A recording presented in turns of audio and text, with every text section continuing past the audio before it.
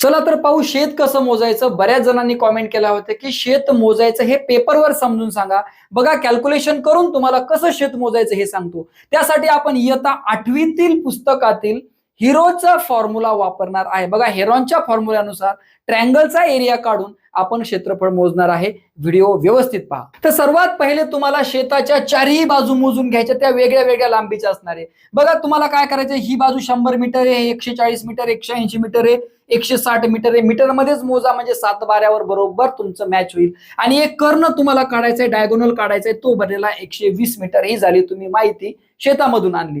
त्यानंतर काय करायचं माहिती का, एक त्रिकोण घ्यायचा आपल्याला, या त्रिकोणाचं क्षेत्रफळ काढायचं, नंतर या त्रिकोणाचं क्षेत्रफळ काढायचं आणि दोघांची बेरीज केली की आपलं चौकोनाचं क्षेत्रफळ बनतं. ठीक आहे, 8वीच्या बुक मध्ये आहे. तर सर्वात पहिले तुम्हाला काढायची अर्ध परिमिती त्रिकोणाची. तर परिमिती म्हणजे काय, तिन्ही बाजूची बेरीज आणि अर्धी करायची म्हणजे अर्ध परिमिती. ठीक आहे, बघा पहिला त्रिकोण घेतला, 100, 120, 160 ची बेरीज केली, 380 झाली, अर्धी केली 190 झाली. सूत्र आपल्याला वर्गमुळामध्ये टाकायचं. तर बघा 190 म्हणजे अर्ध परिमिती गुणिले 190 मधून एक साईड वजा करायची, गुणिले 190 मधून दुसरी बाजू वजा करायची आणि गुणिले 190 मधून तिसरी बाजू वजा करायची. प्रत्येक बाजू वजा करायची. वजा केल्याच्या नंतर हे 190 जशाला तसे, 190 मधून 100 गेले 90 आले, 190 मधून 120 गेले 70 आले, 190 मधून 160 गेले 30 आले. तिघांचा केला आपण गुणाकार. आपलं उत्तर आलेलं आहे 3,59,10,00,000. ह्याचं वर्गमूळ किती आलं, 59,92 म्हणजे 5,992 चौरस मीटर.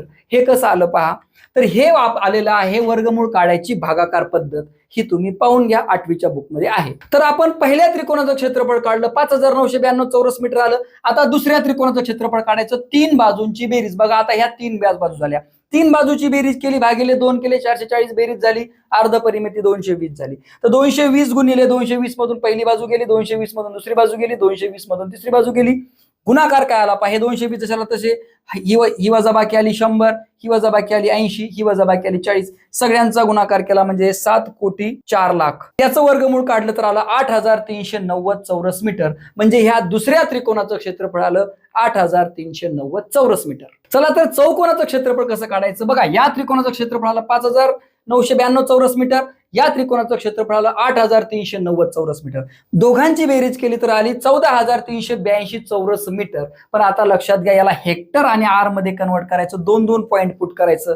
तुमच्या 7 बारावर 1.43.82 असं दिसणार आहे. याचा अर्थ 1 हेक्टर, 43 आर आणि 82 चौरस मीटर. तर अशा पद्धतीने इयत्ता 8वीतील पुस्तकातील गणिताचा उपयोग करून तुम्ही शेती मोजू शकता. व्हिडिओ कसा आवडला नक्की सांगा. भेटू पुढच्या व्हिडिओमध्ये. जय हिंद, जय महाराष्ट्र.